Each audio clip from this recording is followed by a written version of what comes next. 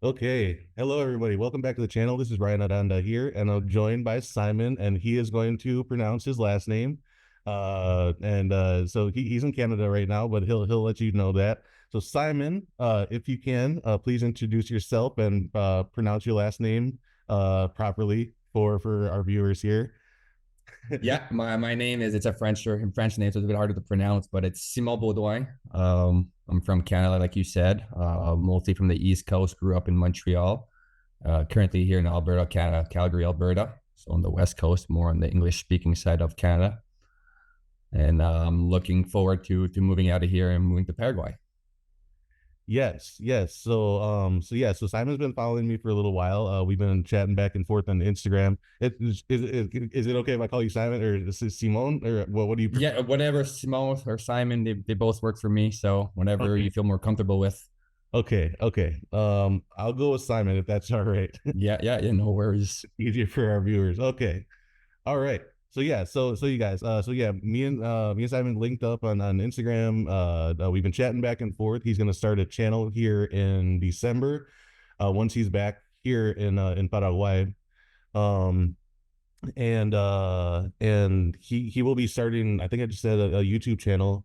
Once he's back on the ground here, and he might release his residency video before that.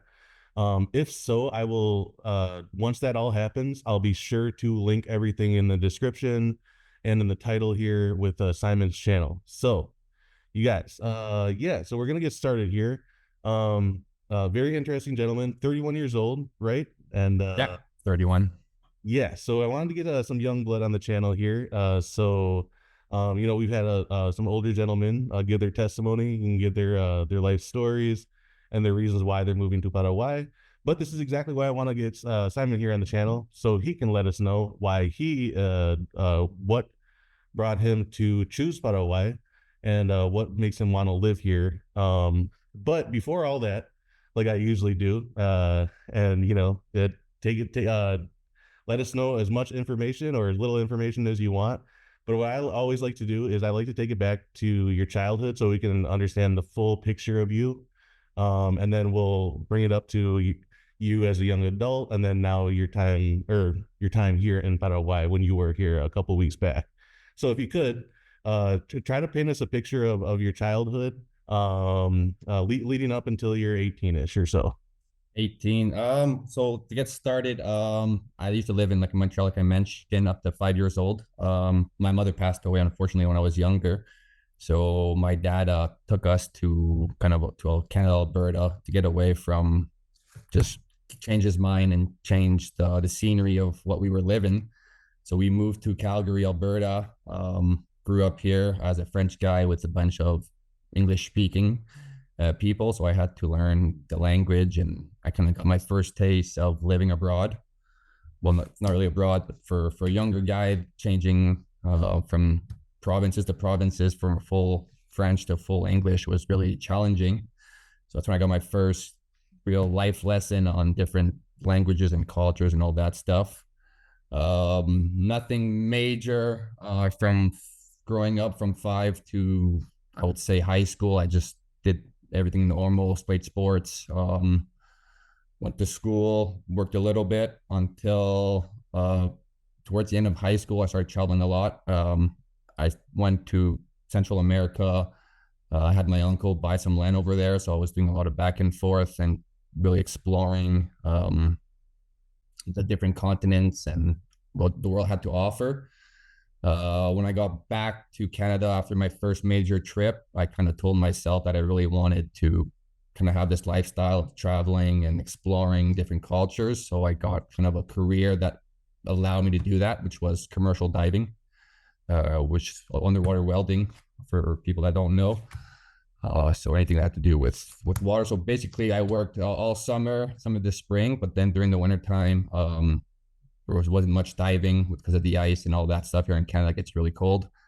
So I was able to kind of get away for 2 3 months out of the year, just travel the world. I was a big fan of Central America, so I did pretty much Costa Rica, Nicaragua, Guatemala, El Salvador. Did a lot of those countries. I spent over a year of my life doing that.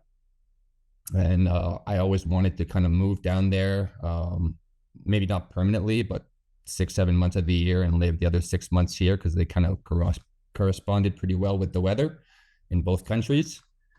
I looked into living in Costa Rica, but what the residency and everything else kind of was not a hassle, but a lot harder than what we have right now in Paraguay. So I decided to look kind of for more options. South America was very interesting to me, but it was very far. I found it's like a 30-hour journey from where I am.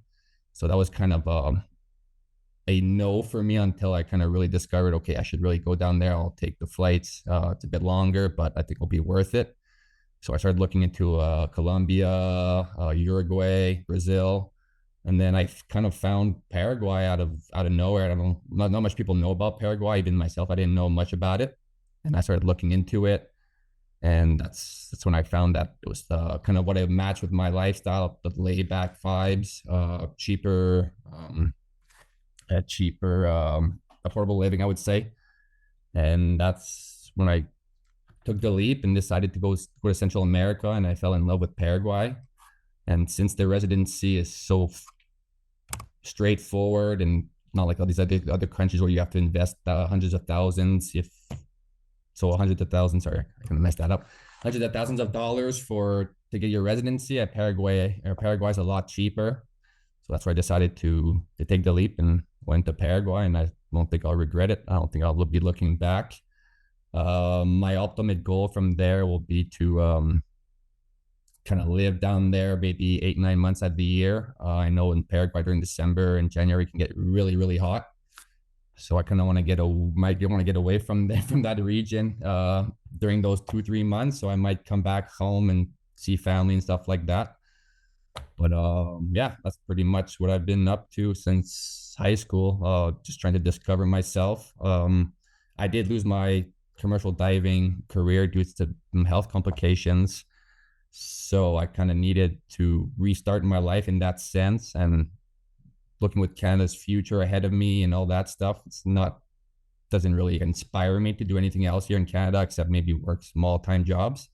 So I'd much rather start somewhere fresh. And I'm still young, like you said, so I could probably take the leap. And even if I does fail, I'll be able to turn around and try something new.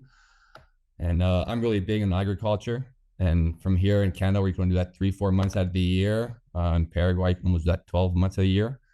So yeah, that's kind of off topic, kind of what you asked about me from 5 to 18 years old. But that's kind of my whole life summary, real quick. No, that's great. No, I appreciate all that context. Yeah, so I want to specifically start by asking about the residency process. If you don't mind, could you give us what the total cost was when you were down here? And Yeah, and also you came with your father, correct? correct. I did that with my whole family, my sister and my dad. We did kind of a trio. So all So three of you yeah, got it. all three did. My sister wasn't super keen on doing it because she has a great life here. She's never really traveled like me to Central America, so it was kind of really new to her. But I think she made more friends than me. I think she loved it even more than me, and now she's looking forward to going back. And she works online, so that's perfect for her to be able to spend a few months out of the year out there and doing that. But yeah, if you want to know about the cost or anything like that, I think it was about 400 or 500 per person in terms of the immigration fees, photocopy fees, Interpol fees. It does add up pretty quickly, but I mean, $500 per person to get your residency is nothing, I think. So you did the leg pretty much all the legwork by yourself, going to the interpool building downtown. I did. Oh, sorry. I did have a friend that lives down there. He's been there for 13 years. He's from France. So he doesn't really like do this full time, do residency services, but he definitely did help us with making sure our paperwork was the right paperwork and taught us all the process. And he's the one that actually brought us from building to building. Got you. Yeah, as a friend. Wow, that's a great friend. Yeah, no, it's definitely a big help for our case. Yeah, but on a serious note, you guys, it really helps to have connections down here, and it's a very tiny country. So you'll be surprised of, what you may consider to be a simple connection, how much they can do for you. So yeah, that's great. That's great. Wow, that isn't cheap. Around 500 per person. That's great. Yeah, so the Interpol building, that's in old, I say old, I should say historic Asunción, right? Yeah, Somewhere by the it's river. mostly all everything is mostly in that area. I think all your government buildings are in that area. I think I had a bit of photocopies and stuff a bit further up. But in my video, I'll be posting all the locations and stuff like that I went to. Off the top of my head, I don't really know, but yes, 80% of the places we went were near the old port, or however you want to call it. Okay. Awesome. Yeah, yeah. And again, you guys, once he has the his video out with all the specific info, I'll be sure to tag it, and we'll get him on the channel here again to promote his channel and talk more about that. So yeah, that's wonderful. So you had to go the route of temporary residency, correct? Correct. I had to do that. It's the law changed about a year ago, so now it's temporary residency, which will last 2 years. After 6 months, I'll have my cedula, so I'll be able to open my bank account, driver's license, and tax and all that stuff. So about March 2025, I'll be able to get that, which is about 6 months from now. I have to go back in December because I have to basically apply for the cedula in December. So basically, you apply for your residency, you wait 3 months, you receive your paperwork saying that Paraguay is ready to accept you as a temporary resident. And then from there, you go back to Interpol and you apply with the paperwork that was given to you by the government to get your cedula. And then from there, hopefully, I'll be able to get my permanent residency over 2 years. Okay. Wow. Okay. Yeah, I didn't realize there was that much of a waiting time. I know that there are, if you were to pay a lawyer fees, they can maybe expedite some of that stuff for you. But but since you will be here and for the long run, I know you're going to be here quite a few times over to get all that stuff squared away. Yeah, yeah, okay, very interesting. Yeah, so let's see. So you said so your dad and your sister had a great time too. Uh, Correct. Correct. It's Paraguay is such a great country, I think, for everybody, young and old. The population there, I think the average age is like 29, which is kind of mind blowing to me. yeah, That I'm actually older than them, older than the average population. I always thought myself a young guy, but when you think about it that way, it's kind of surprising. But yes, we had a great time. Even my dad, which is 61 years old, he's on the verge of retiring, so he really wants to move down there. But he's more of the guy that's going to be exploring, so he'll probably just move down there with me, jump in his truck, and he'll probably do all of South America by truck or plane, or whatever. And he'll probably be gone 6, 7 months out of the year, just traveling and enjoying retirement. that's awesome. That's awesome. One of my crazy dreams is to like have a little like cabin either in Chile or southern like Patagonia or something. Because yeah, I'm gonna want to escape the summers too down here. Yes, it's. I haven't lived them yet, but I've heard from all the locals that it could be rough. But luckily, we have like Uruguay, like Montevideo, which just it's south of there, where it's a lot cooler if you want to escape a little bit and come back. But I was so surprised here in Alberta, Calgary. The sun is so hot, and like there'll be 16 degrees outside, but you'll be cooking from the sun. And in Paraguay, I was like 34, 35 when I was there, and it felt cooler. So I'm looking forward to seeing the difference. Yeah, yeah. I mean, it can get excruciatingly hot here for sure, you guys. So just keep that in mind. Yeah, yeah. So that's very interesting. So you as a younger man, then your sister is a younger woman, and then your dad is an older gentleman. All also have good things to say in general about the country. Correct. Zero bad things to say, that's for sure. We were only there for 2.5 weeks, so obviously it's kind of the honeymoon phase. Mhm. But I've traveled Central America. I kind of know what to expect. Obviously, it's not South America, but I think a lot of these countries have kind of similar vibes to them. So I should be okay, hopefully, in Paraguay. Yeah, yeah. That's great. So I guess going back to your decision making on Paraguay, a big part of that decision was because the residency process is straightforward, relatively easy. Was that one of your main factors? Yes, because I was looking. I think Paraguay might be one of the very few left countries that allow you to have residency without, like I mentioned, crazy investments. Uh, I was looking at Costa Rica, and I think I had to do it was 150,000 Jesus when I Christ. looked at it at the very beginning, and then I think I looked at it last year, and it was almost 200,000 in US, if not more. So like that $500 that we spend is a lot cheaper, a lot cheaper. But yeah, something that had like a laid back vibe that Costa Rica kind of had. And, I really enjoyed Guatemala too. The weather there was unreal. So, but yeah, I was looking for laid back vibe, affordable living, which Guatemala wasn't very affordable for what it had to offer. I mean, in Paraguay, I was eating steaks for $2, $3 a steak, not even. Um, Here I'll probably pay 15, $16 for the same steak, so 8 times the price. Just to give an example, we had a small asado. We invited 12 friends that we met through the hotel where we were staying. We bought wine, we bought beef, salads, a bit of beer. Basically, we fed the whole 12 people for under $100. And here I have a hard time feeding 2, 3 people with that price. Just a bottle of wine will probably eat half that price up. Yeah, yeah, man, that's I love hearing that. Because yeah, even when guys, when I did my asado video, like I took you through the grocery stores, and I was just blown out of my mind for some of these cuts of meat that are just fucking ginormous. That in the back in the States, you're talking like $75 for one of these things, um, or whatever, maybe not that high, uh, but Well, I mean, I bought a piece of steak. Well, I didn't buy it, but I was buying fairly big steaks. But there was the biggest one there was about $38 Canadian, for about $30 US. And I kind of compared the same weight and same size here, and we're about 140. So, or 3 to 4 times the price easily. And Alberta has amazing meat, but I don't think the quality. I would probably say it's a bit better there in Paraguay because you guys have pretty much have Argentina great beef, which is world class. yeah, I think a big reason of that is because mainly it's grass fed down here.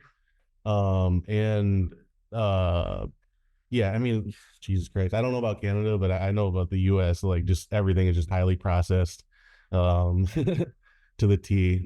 Even beyond like steaks and stuff. But how about vegetables and fruits? Did you notice stark differences when you were down here? I found all the lettuce was great. It was a lot of hydroponic lettuces.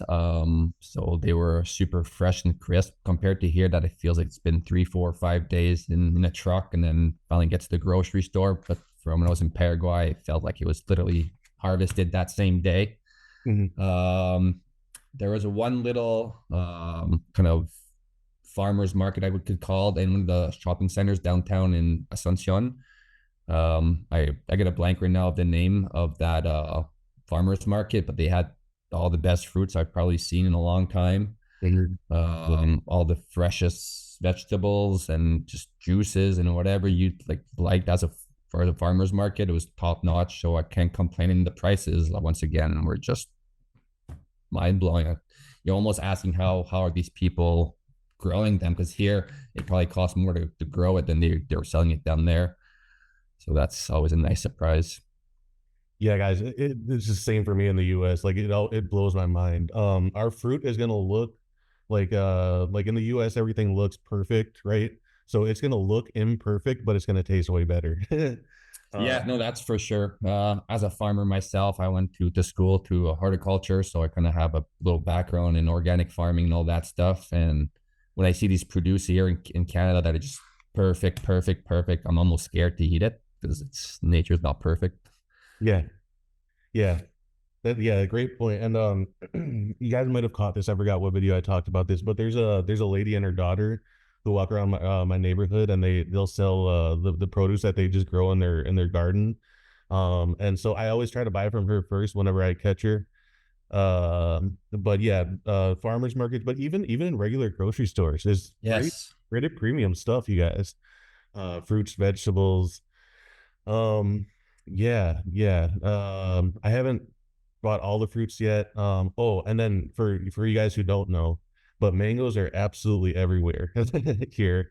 Um, there's I think it's a what would the fall be here? That would be our spring. So Pretty much reverse with the states.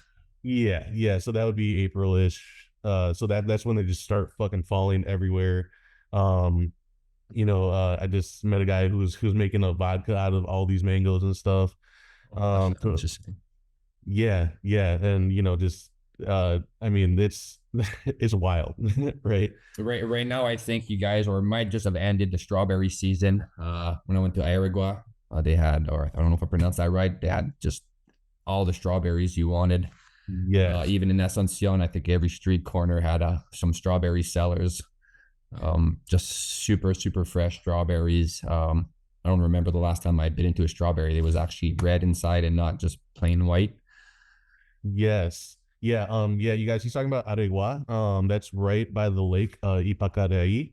And if you haven't seen that, check out that video. I walked through the town from the church down to the market area. I don't get to where they sell a lot of the fruit. That's kind of yeah, that's a different part of the town that I didn't get to, but I will film that eventually. So yeah, I love that you have a really great respect for agriculture, good quality foods. That's important, and I mean that's especially us because the Paraguayan culture, we're very much mestizo and very much indigenous. So like that's a historic thing that we continue. And plus, like me personally, I just really like the idea of Paraguay being, I know it's a dream, but like 100% self-sufficient, especially when it comes to like veggies and fruits and stuff. It's well on its way there for a lot of things, but even like the few things that might be lacking, like maybe oranges, I still come across the border from whatever Argentina uh or Brazil or something. I know that there are a lot of people creating and investing in land to grow some of this stuff. I think that's one of the best investments you could possibly do down here. Instead of like sticking it in some random corporation or whatever down in downtown Asunción, I really think that like if you want to be investing down here, agriculture is definitely the way to go. I Would you? think so too.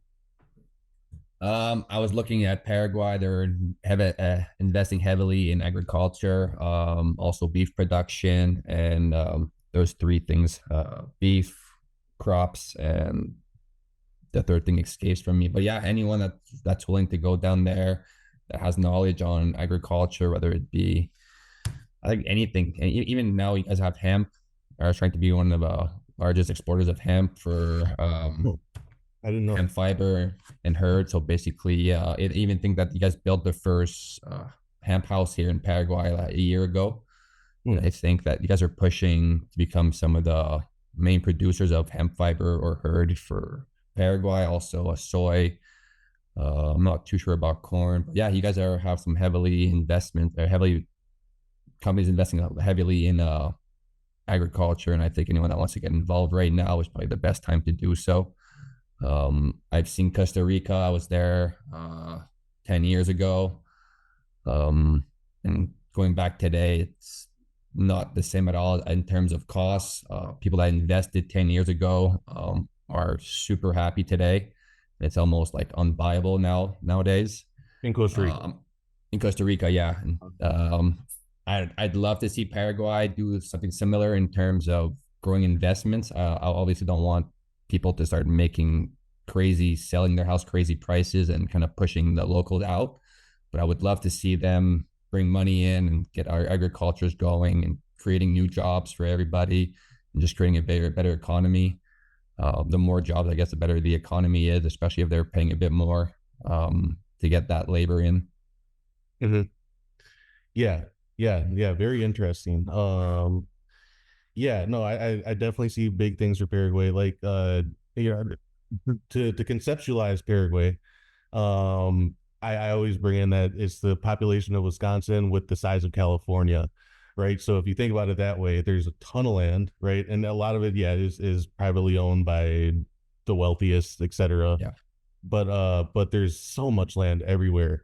I mean, I don't know. Did you really get out of the city to see some of the smaller towns? Like you said, Araguaia. Uh, yeah, no, I was there for 2 weeks, so I very limited in terms of very exploring land and stuff like that. But that's gonna be my number one goal when I get back is rent a car and just get out there. I do want to buy a land, probably a few hectares if possible, because I do want to do some agriculture, um, mostly for self-sufficient agriculture. But I would love to maybe be able to help the local town with whatever what produce I create. I'm very big in aquaponics, which is kind of hydroponics, but instead of using chemicals, you use fish poop. So basically, just fish cycling, and then use that water to grow the plants. Okay. So that's kind of my big go to.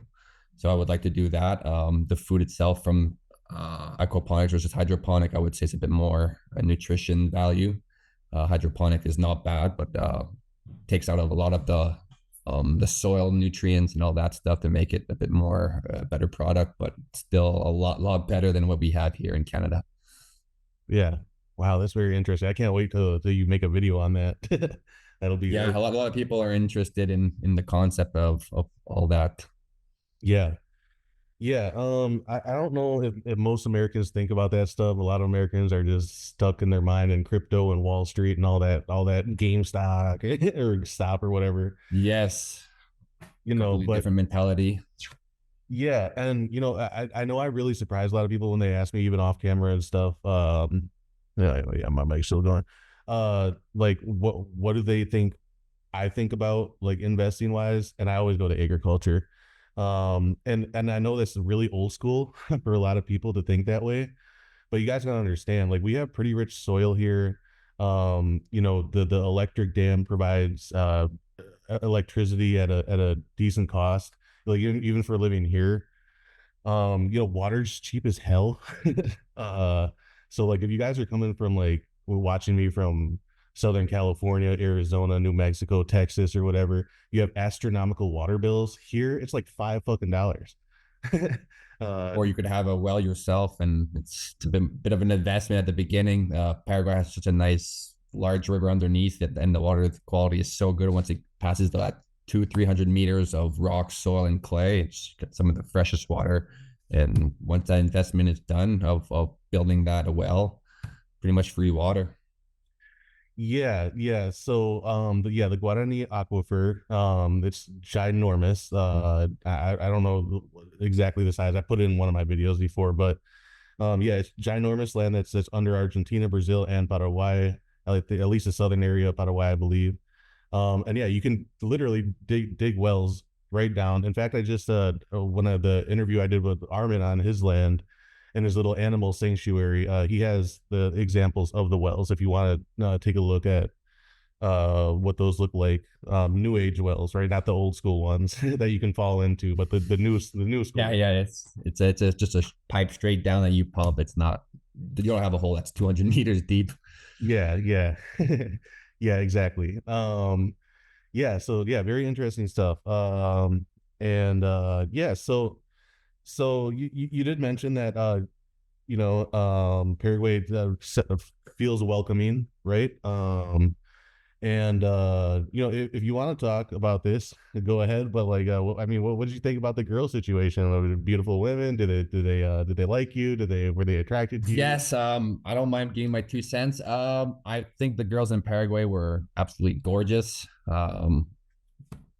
I would say they were super humble. I met a few at the hotel where I was staying. I met a few at the supermarket, met a few at the malls, and I would say they all kind of had the same mentality of just being super humble. Maybe it's because I'm a foreigner and I was different than if they were wanting to talk to me, but no, they were super talkative. Like I said, they were super beautiful. So it's kind of here in Canada, I'm kind of a ghost when I'm walking. When you say hi, they almost look at you kind of, why are you talking to me? And but down there, they're like super excited when you talk to them. So that's what's kind of a breath of fresh air, I would say. I haven't had that kind of experience in a long time. Um, Even the older women, I would say they were just super nice.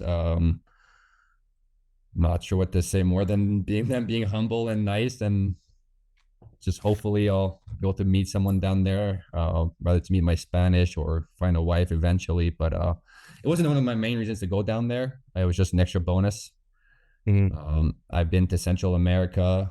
The women there are nice, but I think Paraguay, I think maybe the mestizos kind of makes them on par with some of the nicest women I've seen in the world. Wow. Um, well, I love hearing that, you guys. I can never get enough of that from you guys. And I've heard the same shit from David Maloney, Dr. David Maloney, Shane Caldwell, now you. I mean, But it's if it's true, it's true. So the story won't change. yeah, yeah. No, that's it. Yeah. So like if you're Simon's age, you're 31, or if you're 61, it's that women are gonna be nice. They're gonna be very courteous, and if you don't know what we're talking about, it might be something you've never experienced in your entire life. Like I call them the permiso girls, right? The permiso, permiso, permiso. uh, yeah, yeah, and short-term dating and long-term dating. We're not gonna go into that to this video, but yeah, there's different aspects to it all. But in general, yeah, very nice, very feminine too. Would you agree? Yes, yes. But feminine in a way that not like here in Canada, but like full of makeup and kind of dressed, kind of overdressed. Over there, they're just very elegant, natural beauties. Um, but then again, just their personality kind of makes them a lot more attractive, I would say. I am a young man, but when we hit 30 and plus, you kind of look at more than just the beauty. But in Paraguay, you kind of have both, so it's can't complain. Yeah, no, absolutely, absolutely. Yeah, it's a hell of a thing, you guys. If you haven't really traveled the world yet, and you're like watching these videos, yeah, cool. So, let's see. So you said you did a minimal traveling outside. So if you could, right, or when once you're back, do you have some destinations in mind that you would like to see beyond Asunción? Uh, Yes, I like to go like San Bernardino, Irigua, or I don't even know if I pronounce that. Every time I say it, I feel it feels wrong. But that whole kind of lake area, I like it because it's not too far from Asunción. The soil quality there is very good, so I'm able to do my agriculture projects. And I think like being within an hour and a half of the main city is great. But I also go further. I'd like to go maybe see in Encarnacion one day, Suera del Este. I wouldn't want to move there, I don't think, but I definitely want to go down there and see what all the fuss is about the markets and all that stuff.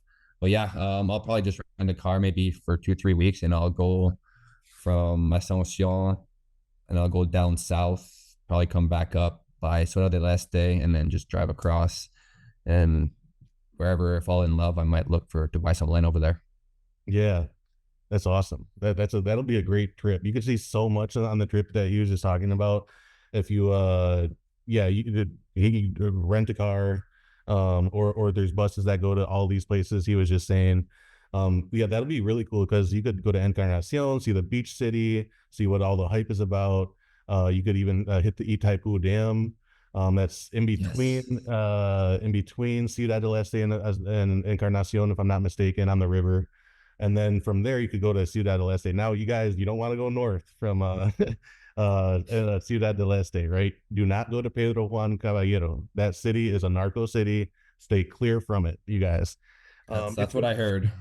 Yeah, it's okay if you go like north to the middle part of the country, but stay away from the anywhere north of Ciudad del Este on the border of Brazil. You guys don't want to fuck with it. It's a dangerous place.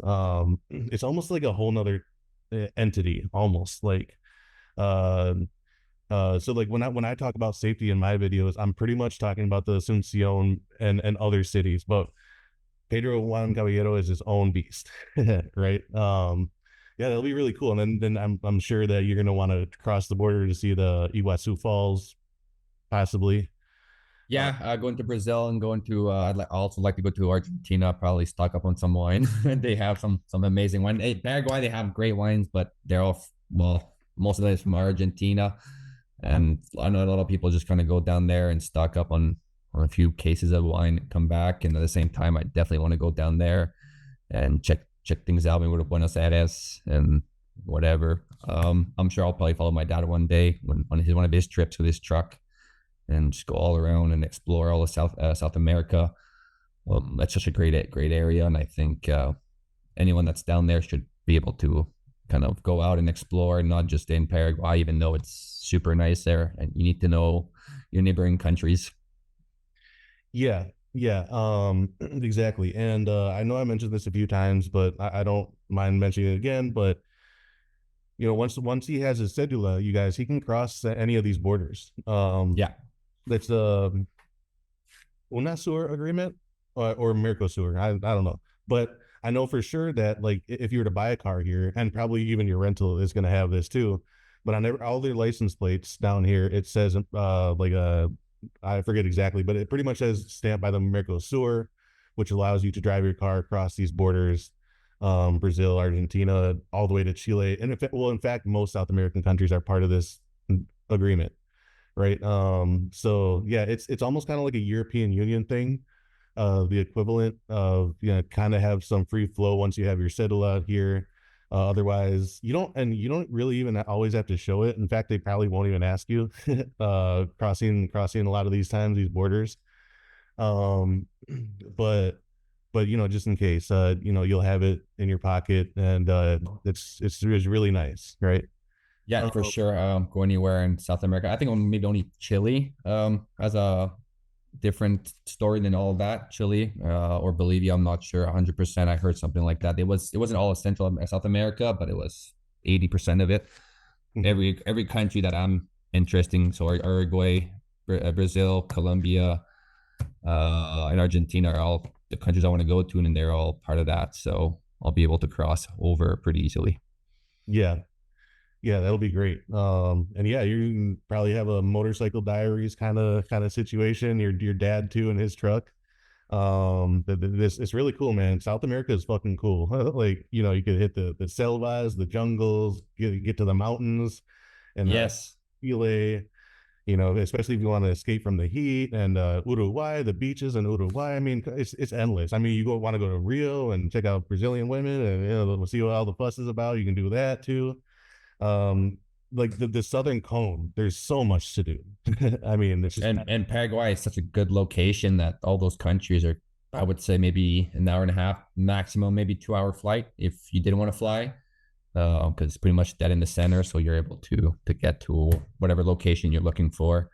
Worst case scenario, they'll probably fly you out of Sao Paulo in Brazil, and then from there you'll probably fly out a bit north, but most likely you'll be able to get there from Paraguay. yes. Yeah, that's what Shane Caldwell, the Australian man I interviewed, was saying the same thing, like 150, $200 flights to Yeah, and prices too is super cheap. Santiago, Buenos Aires, wherever. Yeah, I mean that blows my mind. Yeah, super cool. Yeah. Anything you want to add before I uh just randomly about Paraguay or anything? Um, Honestly, I'm just super excited to start a new chapter in my life. Taking a new leap. Some people are calling me kind of crazy. All my life Fine I've with been that. traveling. I've been in a lot of provinces. I've always been kind of like I've always been staying 2 years in one location, then moving to the next and to the next. But it's just pretty much the biggest leap I've ever done in my life. Being so far away. I would say about 80 to 90% of the people I'm telling them I'm going to Paraguay, they have no idea where I'm going. I had one guy tell my sister that he thought it was a city here in Canada. So there's that. But yeah, no, I'm super excited to get this started. I don't have 100% knowledge of what I'm going to be doing down there. I do have a bit of income through internet, but I would definitely want to start something down there, whether it be agriculture or whatever. I guess maybe help some people move down there at the beginning. I know it's easier to do by yourself, but like I was talking to the guy that helped us get our paperwork done. You could have one abbreviation wrong in your letters or your birth certificate. one letter that's different, and they'll turn you away. So you'll come down, you spend $2,000 on the ticket, you'll come down to do your residency, and then they'll turn you away for a comma in your name. So it's always good to maybe help some people with that. I don't think I'll be offering my services like all these gurus and dream sellers that are selling them, doing some crazy ads online. But if some of my friends that are already asking me how I did it, I'm sure I'll probably just give them an assistance and see what I can do for them. Always extra income is always nice, and helping people too at the same time. So yeah, that's kind of what I wanted to add. Yeah, absolutely. Yeah, that's yeah, I do agree with you too, though, that if you don't want to overly focus on it, like there's so many people that are already in that game. I don't really care for a lot of them because the number Yeah, one, I know. Special. Some of these people are kind of dream sellers. I'm calling them. They don't always seem to have they have good intentions, but they always seem to have something a bit behind what they're selling, and that kind of scares me. yes. Oh, and specifically for my case too. I worked with a local lawyer that through family connections I found him. A Spanish speaking lawyer, a great guy, and so like I paid 1,300. Also, like I very much got my stuff expedited within a week. I had my cedula, and because I do have connection, family ties, and I was born here, the Yeah. birth certificate, I could jump to permanent, but I know that that's not most of your guys' cases. But like I mean, there's guys who overcharge, and not only that, but like in my case, um, I'm not gonna name who these people are, but they could not promise me permanent residency. They were like, no, no, you can't do that, you can't do that, you can't do that. Even though I had family ties and a birth certificate here, so that's why they don't always know what they're doing. No, no. A lot of these guys show up 6 months ago. They got their residency, and now they're advertising some crazy services with crazy connections to their lawyers. They probably met me twice. So no, it's definitely, I understand what you're talking about. For someone like you that was born in Paraguay, that had family ties there, it's obviously a lot easier. I know like a year and a half ago, the process to get your permanent residency was a lot easier. I think you had to invest like $5,000 and you got it right away. Overnight, they closed the gates at the residency office, and it was closed for 2 weeks. And they reopened with some new laws, so that could happen tomorrow. It could happen next week. No one knows really. But yeah, if you're looking at your residency, I think it's time to do it now. Yeah, yeah. And yeah, actually, one mistake that I've actually made recently when I was talking to Aaron, I didn't realize how long that it's going to take you to actually receive your cedula. But then again, you did your own legwork. I know that you can pay people to get this stuff processed quicker and all that. But I mean, for what? Like you're going to be here anyways in a couple months once that all happens. Um, so yeah, yeah. Very interesting stuff. And so, can you just paint just like, well, what does the picture look like for Canada for somebody around our age? Is there a lot of hopelessness, like economically, dating wise? Yeah, you can elaborate on how much you want or Yeah, no, yes.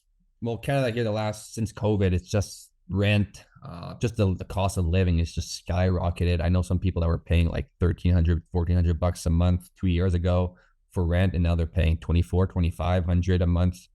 That's a $1,000 increase. For a lot of people, that's pretty much what they had in savings every month. So now they can't go on trips, they can't do anything. It's just pay your rent, go to work. Quality food is out of the question for them, unless they're making 100 grand a year. You can forget the house, you can forget the quality foods.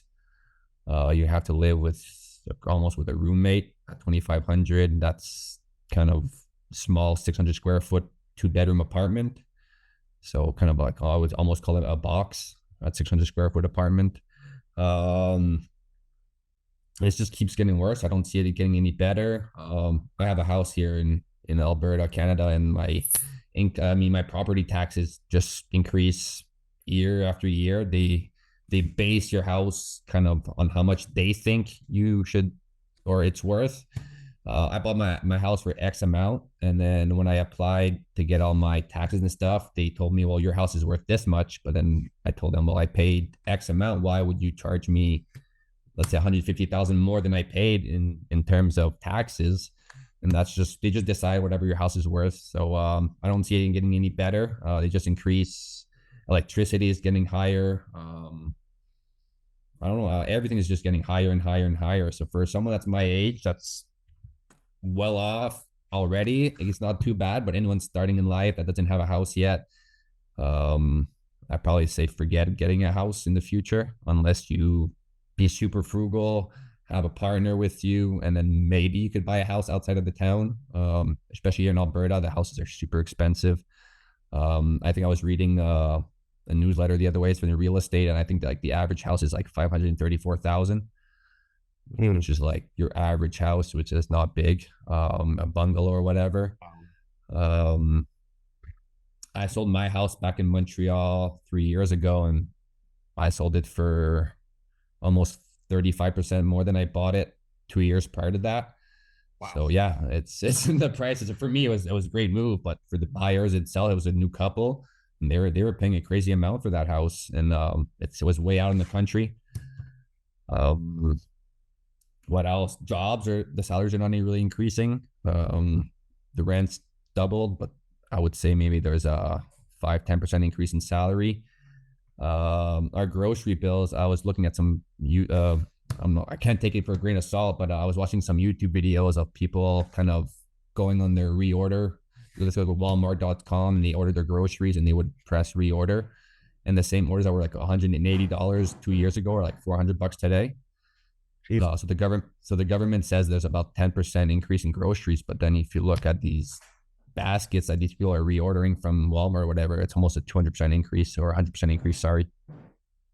So yeah, it's hard to say where we're going. The politicians nowadays are kind of greedy, and we just added a carbon tax, which spiked the prices even more. I don't know. That's kind of one of them reasons I just want to get out of there. For my age, I'm pretty comfortable, but I'm getting from being comfortable to every day just going below less and less and less money in my pocket, and my quality of life just getting smaller and smaller and smaller.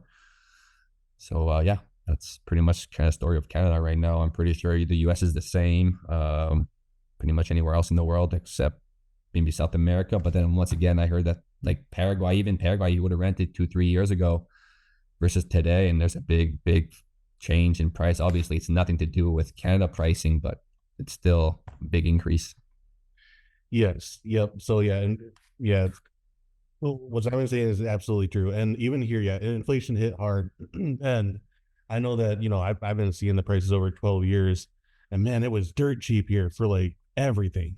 So yeah, even I did that $44, what you can get for $44 in a grocery store. I would probably say maybe double, triple the price in the States, but it used to be 5 times cheaper. Now it's maybe half or a third or something like that. Yeah, rents. I don't really know about renting because I really wasn't looking a couple of years back. So I kind of only know the prices 2023, 2024 when I started looking. So I can't really talk on that. But yeah, just like everything else, it's going up. But I mean, the power of your dollar or Canadian dollar is still very fucking strong here. Yes, it's strong, but although it's hurting compared to the euro or US dollar, we were pretty like a few years ago. I'd say when I was like 10 years ago, and I was going down to Costa Rica, one Canadian dollar was almost one US dollar. Today, I think it's like 70 cents on the dollar. Really? So I think that's like 30%. It's a big drop. So when you convert to, let's say, $1 Canadian to Guarani, they don't really want Canadian dollars, so I had to change my Canadian dollar to the US. And obviously the bank took a percentage there, and then when I reverted to Guarani, another percentage there plus the deduction of the US to Guarani.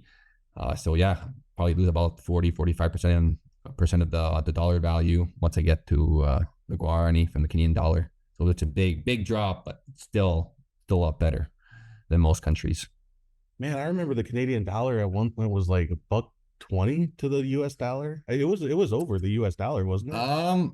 I do remember it being higher when I was, but I'm not a buck 20, but maybe a buck four, buck five. Oh, okay. Okay, maybe not that high. So it was a bit higher. I did go to Costa Rica back then, and that was the joy of traveling. But yeah, today, like I went to buy, I did a $4,000 Canadian, and that gave me like 28 or barely 3,000 US. And then once I converted that again, I lost more money. So yeah, my 4,000 Canadian was like 2,500 at the end. Oh, wow.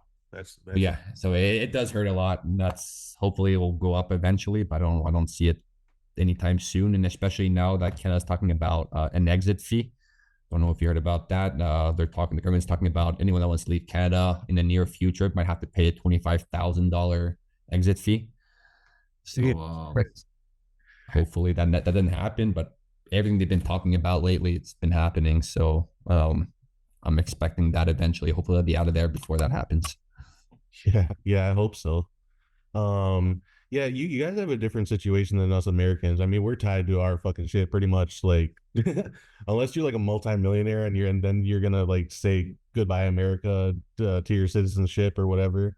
You got to hold on to it. You're gonna be paying American taxes. Canadian, I think your guys' situation is different. You guys can fully become tax residents of Paraguay and not pay Canadian taxes. Am I right? Yes, it's a my dad's an accountant, so he knows a bit more than me on that subject. But yes, there is a way of not paying Canadian taxes. I think you kind of have to live a certain amount of days there. Kind of you can't exceed a normal amount of days, or also have to pay income on that. But if you live in Paraguay, make all your money online or wherever, you will have to pay Canada for any of that income. Okay. Okay. Yeah, interesting. So yeah, just keep that in mind if you're Canadian or American. It's just gonna be a little bit different, right? Um, yeah. Man, great information though that you've been given. Yeah, I guess to start concluding this, do you have any advice for uh like younger people, 20s, early 30s who want to do something like me and you are doing? Maybe if they feel stuck, like what do you have any like inspirational advice? Any Well, yeah. I practical? mean, if you're 25, 30 and you feel stuck and not going anywhere, I mean, it's the perfect time to start over again. You have time to, if you crash and burn on your new adventure, you have time to restart. So yeah, anyone that's in that age that's thinking about it, I go for it. You have nothing to lose really. I'm sure if you stay in the exact same situation, you'll look back in 5 years and you'll still be in that exact situation. So there's no point of not trying it. Just gotta get out of your comfort zone. Obviously, pick a country that like, suits your needs. Paraguay might not be for everybody, but I think it's there for most people. There's obviously other countries you can apply for residency in Paraguay and go to Brazil. You could work and live there with your Paraguayan residency. Colombia. But yeah, anyone that's young has a bit of ambition. There's so much business to be done in these countries. I had a business here in Calgary, in Canada, and the government stuck their sticks in my wheels every corner of the way. From what I understand, Paraguay is, as long as you're working in the legal framework of what's legal over there, you can pretty much do anything you want. Here in Canada, let's say you wanted to start a pizza business, you're gonna have to rent a kitchen. You're gonna have to get approved permits for your kitchen. You have all this work, and most people will probably go broke before they even start. But in Paraguay, you could literally start your business in your house, in the backyard, sell your pizzas, and if it works, you can grow and grow and grow. So for some younger generation that has an idea but not much money to start, I think all these countries are perfect for that. Start small and build your way up. But here, yeah, you have to have a lot of money to start whatever you have in mind. Absolutely. Yeah, I've said that too about the US, especially in the town I'm from, Madison, Wisconsin. It's not really a town, it's a smaller city, but yeah, I mean, you're talking astronomical prices if you want your business to be anywhere. in like a walking zone kind of situation. Otherwise, yeah, you're if you're doing any kind of restaurant, be a delivery. But then if you want to do something like a bar, you're talking hundreds of thousands, maybe $1 million or something like that. For startup And costs. just insurance and permits and all that stuff, bureaucracy. They'll kill you before you even get started, and that's kind of mind blowing to me. As a leader of a country, you kind of want your people to thrive and create businesses and stuff. But here, I feel like they just want you to work a normal job, pay your taxes, and not have too much ambition. They rather have corporates do that for you, and those corporates pay taxes to the government, and then they just kind of keep everything in place with their big money lobbying and stuff like that. I can't speak too much on Paraguay because I haven't been there yet, but from what I heard, it's complete opposite. Like the government wants you to build stuff. They want Paraguay to thrive. The government does its own thing. The people do their own thing. The government is not in putting their nose in your affairs. As long as, like I said, as long as you stay in the mainframe of being legal. Obviously, if you're a narco and all that stuff, it might be a different situation. Mhm. But yeah, no. If you're young, take a chance, get out there, create a dream. Like I said, worst case scenario, you'll go back home and you'll be exactly where you were. But I think 5 years from now, if you stayed there, you'll be exactly where you were anyways. So Mhm. go out and do it. Yeah, yeah, absolutely. Yeah, the whole like starting a business thing here is wildly easier. You're not, and yeah, any business you're not paying any more than 10% taxes. And yeah, I think you And just just to put a little note on that 10%, like I'll gladly pay 10% for a country like Paraguay that use the money for the infrastructure or whatever. If they use the money correctly, I'll be super happy to pay. I think everyone is willing to pay taxes if the money goes to the right spot. But when you're paying 45, almost 50% of your income, and you drive on the road and you get a flat tire because you hit a pothole or the sidewalk is destroyed and you know that 50% of your money is being taken away, but nothing's being fixed, and it's just looking like a third world country more and more every day. It's just kind of nerve wracking. Um, and the taxes are so high, but yeah, 10% is just, I think it's a very fair point. Even if I had an online business and I was paying 0% taxes, I'd probably even try to help the community out, maybe pay some taxes, even if I didn't need to. yeah, yeah, no, you're absolutely right. And for those who don't know too, like the Paraguay takes national projects very seriously. So there's the new Airways del Chaco Bridge that's right in downtown Asunción. That's crosses to the north part of the river, which gives you easier access to Argentina than going west and north and all that. It's a bigger part of the bioceanic corridor that's going to be completed, or if it's not already completed, from all the way It's from. yeah, it's almost complete. I don't think it was. I saw a video of it. Might be completed today, but I think they're still working on it. But yeah, that's anyone that's into exports or imports and agriculture. That's going to be a game changer for South America. Be able to get their stuff out pretty easily to containers onto that highway and straight to the ports. Yeah, yeah, absolutely. Yeah, and that kind of really messes with people's minds. Like, wait, Paraguay's landlocked. How could it possibly be a good import export country? Well, it's rivers and highways. So, that's the answer there. Yeah, yeah, no, I absolutely agree with you. Myself, for your advice for people who are stuck, for people who are wanting to start businesses and invest in real stuff, and not go the guru route and just throw it all into crypto and then hope for become a millionaire tomorrow. Overnight, yeah. No, that's shooting yourself in the foot if you're thinking that way.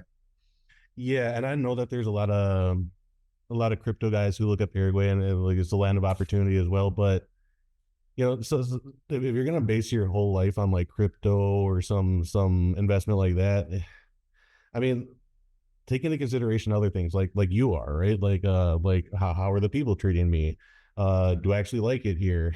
How do I see dating potentially going? How do I see, like, take all that into consideration too. And the um language too.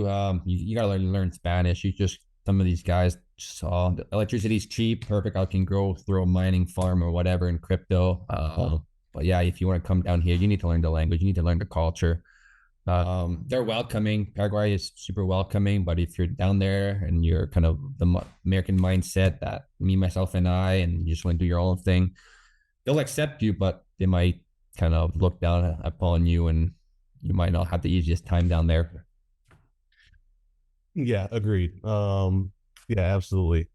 Come with a mindset that, you know, if you're going to be thriving and doing good, uh, you're probably going to have it in your heart to give back, exactly like Armin, who I just did a longer interview with as well. Like he's a lot of philanthropic work down here, major connections, NGOs back in the States, and like bringing medical supplies here, and it's just great stuff. You know, you don't have to go like that far with with everything, but you know, but like Simon's saying though, like you gladly you know, help the community around you. You know, and even if it's something like, you know, supporting the ladies who are coming around with their vegetables or something like that, even something that what you would consider small is helping them out. You know what I mean? Um, yeah. Okay. Well, I think we're probably gonna wrap up. We're probably at an hour. I don't even know. I have no idea. But Yeah, I think we're a little over an hour if I look at my time. So time okay. flies. Yeah.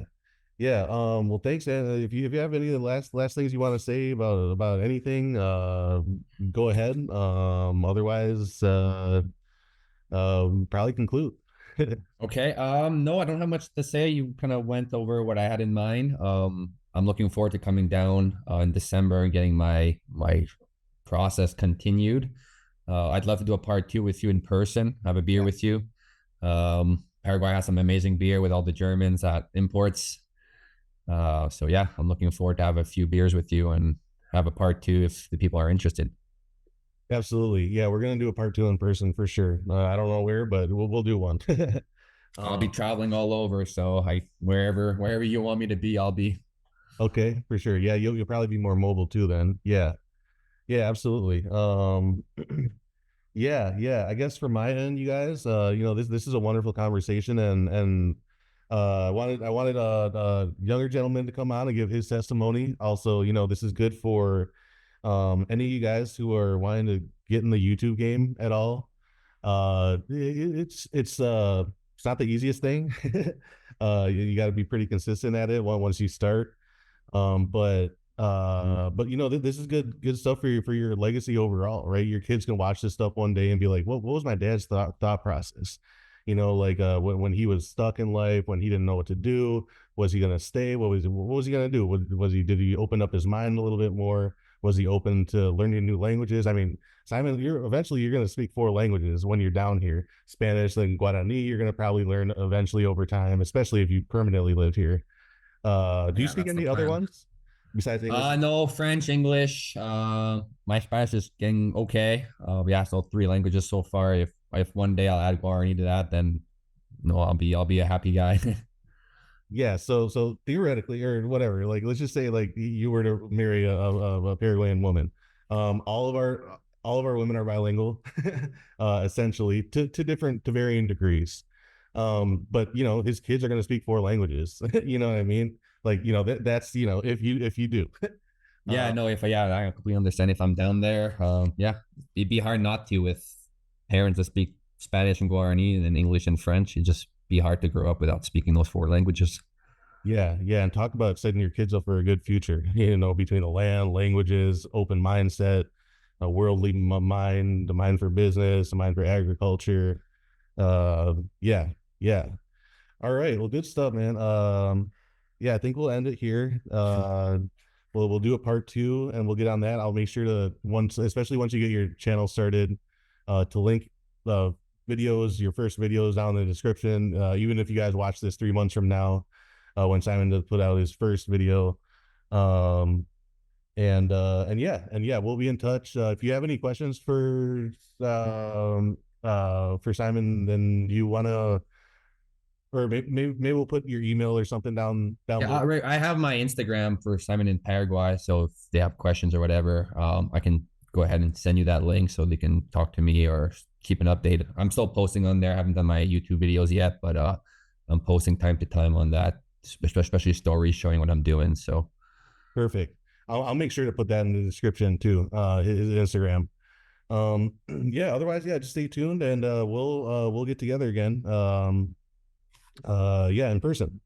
Well, thank Awesome, Ryan. Well, thank you so much for having me. It's been great to talk to you in person. Well, through Zoom versus watching your videos. You have so much videos that I've been keeping up with, especially before going to Paraguay. I was watching all of them, and it's always nice to new content. I know Paraguay is kind of a niche market in terms of YouTube videos, but if you look back like 2 years ago, there was nothing, and then today there's a lot more videos. So keep doing what you're doing, and I'm sure you'll inspire other people to follow suit.